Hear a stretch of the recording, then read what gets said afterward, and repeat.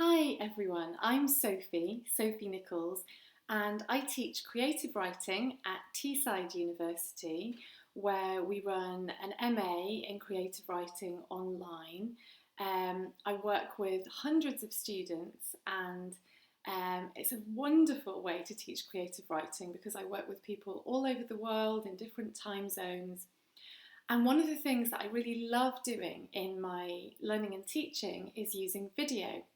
So today I just wanted to make a very quick video about how I use video and some of the things that I've learned along the way about it, in case it's helpful to any of you who are thinking about using video for the first time, perhaps feeling a bit anxious about it.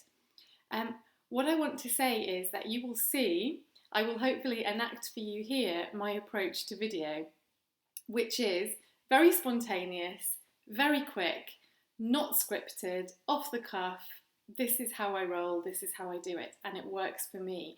You will find the way that works for you, and that's what it's all about. It's really about you finding the confidence to feel comfortable to do this. So for me, video is not a medium that you would use to communicate very complex information. If you need to write a script or really think about and plan out and perhaps even try to remember or recite something that you want to say in video, I think maybe video might not be the right way to do it.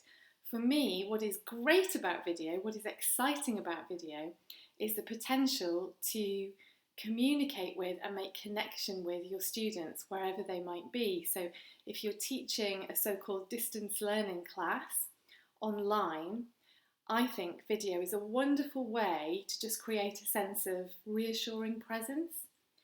And, I find that this really helps. So we do have some introductory videos in our online courses that we reuse year on year, maybe with some tweaks and some refresh.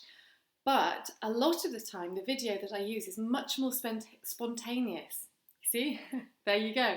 So, I make mistakes, I mispronounce things, I get things wrong, I and ah and think, and, I do the things that I would do in the classroom with students.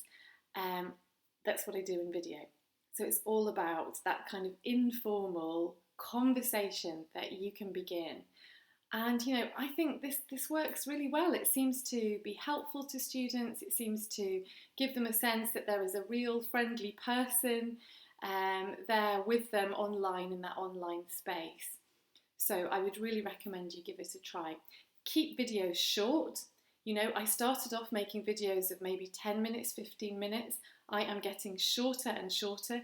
Who can actually concentrate for more than possibly 5 minutes, maybe even 3 minutes? I think this video is already getting a little bit too long.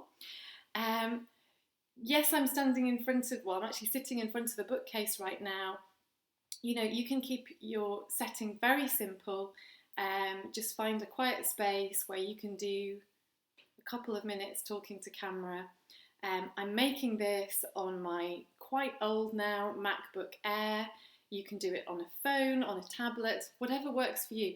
But get a workflow that enables you to do this quickly without having to think about it too much, without having to plan, and then you'll find that you can do it much more regularly and without worrying about it, and it becomes just a kind of tool like writing an email, like posting something on a web page.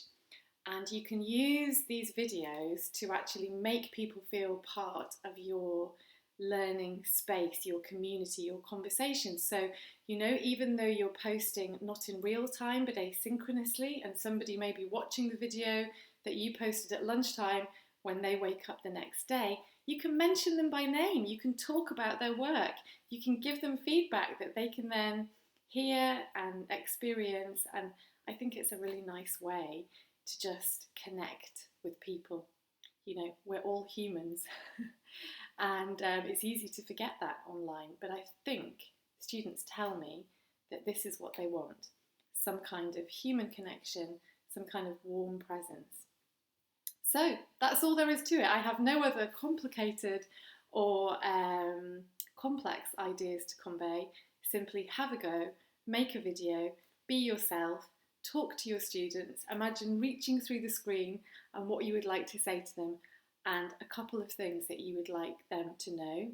Try it out. Find out if it works for you. Good luck, and I'd love to hear from you. Please do post comments in the blog post that I'm going to put below. Get in touch with me. I'd really like to hear from you. I learned so much from working with students, using video, starting conversations. I'd love to hear from you too.